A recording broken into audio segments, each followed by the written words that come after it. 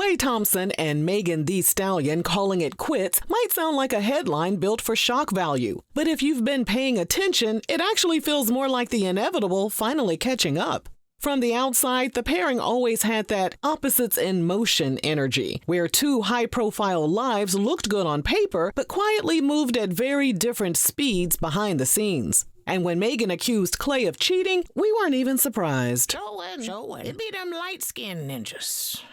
It be the light-skinned ones, I don't care what you say. Klay's true character was put on blast a few years ago, but for whatever reason, the public thought things would be different between him and the Houston native. In today's video, we'll be discussing Klay's diary entries that set the internet on fire, as well as the reason why this relationship was never built to last.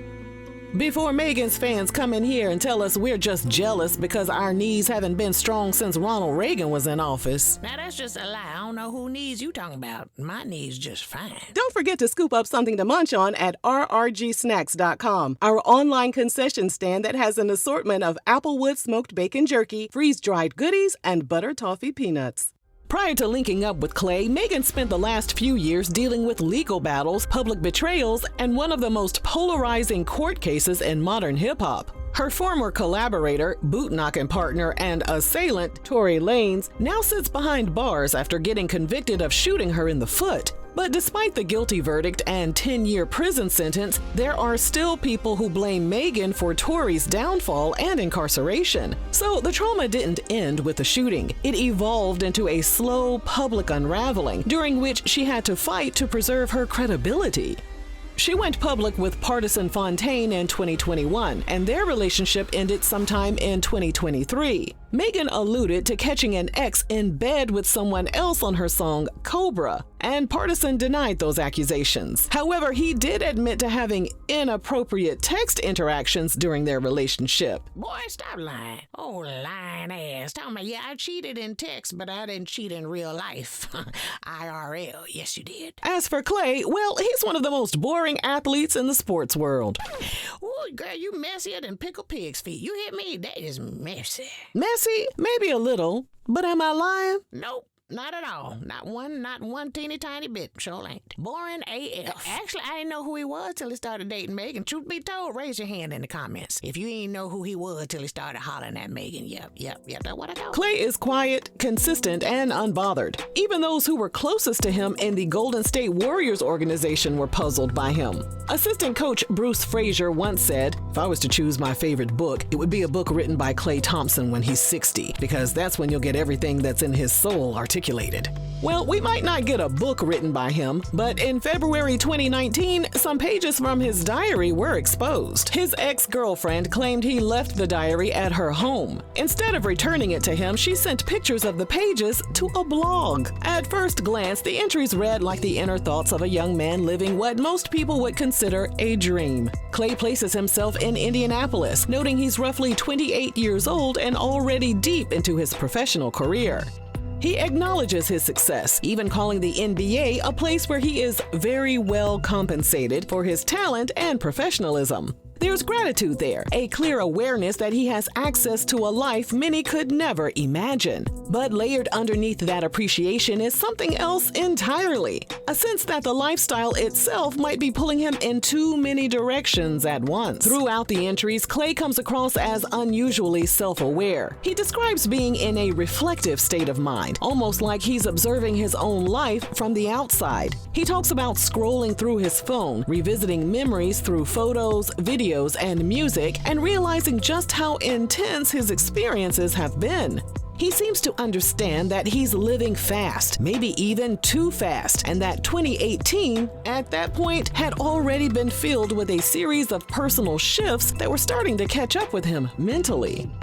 But then the tone takes a turn, and this is where things get, complicated. He openly reflects on his behavior with women, using words like promiscuous, womanizing, and even questioning whether he's becoming someone he doesn't fully respect. There's a moment where he asks himself outright if he's turning into a self-centered, insecure addict, which is a level of honesty most people would never put on paper, let alone expect the world to see. And yet, despite recognizing the issue, he admits he's still drawn to it. He describes the experiences as euphoric, even exhilarating, suggesting that the attention, access, and constant validation from women feel almost addictive, and he feels powerful. He even hints that most people wouldn't be able to comprehend what it's like to have that kind of access, where women are seemingly available at every turn, and boundaries feel almost non-existent. And nowhere is that contrast clearer than in his thoughts about All-Star Weekend. Oh, wait a minute, honey. Wait a minute. Where's my margarita, honey? Hold on. Hold on 1 second. Let me get a sip. Oh, honey, the rain that started and everything. This story finna be so good. Go ahead, girl. I'm listening. On one hand, Klay is focused on his career, mentioning the potential excitement of competing and possibly winning the three-point contest. But on the other hand, he's just as excited about what happens off the court, which he clearly associates with banging groupies and being in the nightlife. One of the most talked about moments from the leaked entries is when he casually wishes himself luck in hopes of a sexual encounter during the weekend. At the same time, there's an underlying tension running through everything he writes. Klay repeatedly circles back to the idea of balance, or rather his lack of it. He expresses a desire to build something beyond basketball, mentioning his interest in business and personal growth. He knows he has the platform, the resources, and the opportunity to create something lasting, but he also admits that the NBA lifestyle, with its travel, attention, and distractions, makes it difficult for him to focus that energy in a meaningful way. It's almost like he's caught between two identities. One is the disciplined, forward-thinking version of himself who wants to build a brand, grow intellectually, and channel his energy into something productive. The other is fully immersed in the moment, indulging in the perks of fame, attention, and pounding some fish tacos. That sounds fun as hell. The diary didn't destroy his image, because let's be honest, most people expect professional athletes to be hoes. Bestie, you know what? You better watch your filthy mouth. Is you trying to get us shut down over here, girl? We don't think that. So when out of nowhere, Meg and Klay were randomly popping up in each other's Instagram posts in 2025, those of us over here at RRG weren't excited for the new couple. In fact, we called their situation a manufactured soft launch when they were photographed leaving Carbone restaurant in NYC in July 2025. There are so many restaurants at the Big Apple, but they conveniently picked one that's a celebrity hotspot and swarming with paparazzi.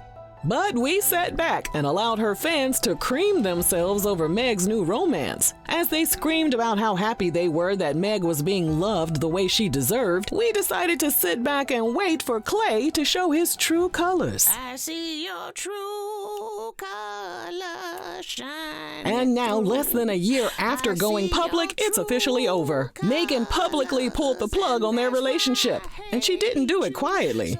She took to her Instagram story to accuse him of cheating. She also called out his horrible mood swings and made it very clear she had been holding him down while he was still trying to figure out if he could even be monogamous. And that right there connects directly back to something much deeper. When you look at those 2018 diary entries, Klay already told us this would be a struggle for him. He described his lifestyle, the constant access, the euphoric pull of women and attention, and more importantly, the internal conflict that came with it. He knew it didn't fit with who he wanted to be long term, but he also admitted he was drawn to it anyway.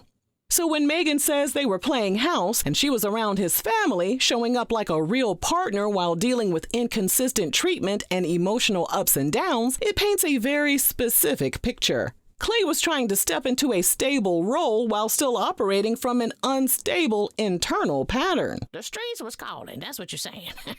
And you can't turn a YN into a husband, okay? You can't do it. As for him having cold feet, he probably realizes that commitment requires a version of himself that he hadn't fully developed. It's the moment where the fantasy of a relationship meets the reality of consistency, accountability, and discipline. And if you're used to a lifestyle where everything is fast, exciting, and the women are constantly changing, that level of steadiness can feel suffocating as hell. Now, layer that with what he wrote years ago about struggling to balance, building something meaningful while indulging in the lifestyle around him, and all of this is starting to make a lot more sense. Megan had a front row seat to the internal conflict he documented privately in his diary.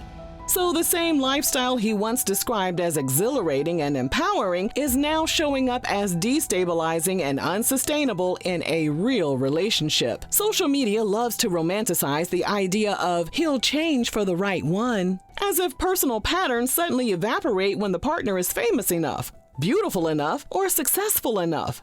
But real life doesn't work like that. People don't upgrade their habits just because the relationship looks good on paper. They upgrade when they decide to do the internal work, and that's a completely separate journey.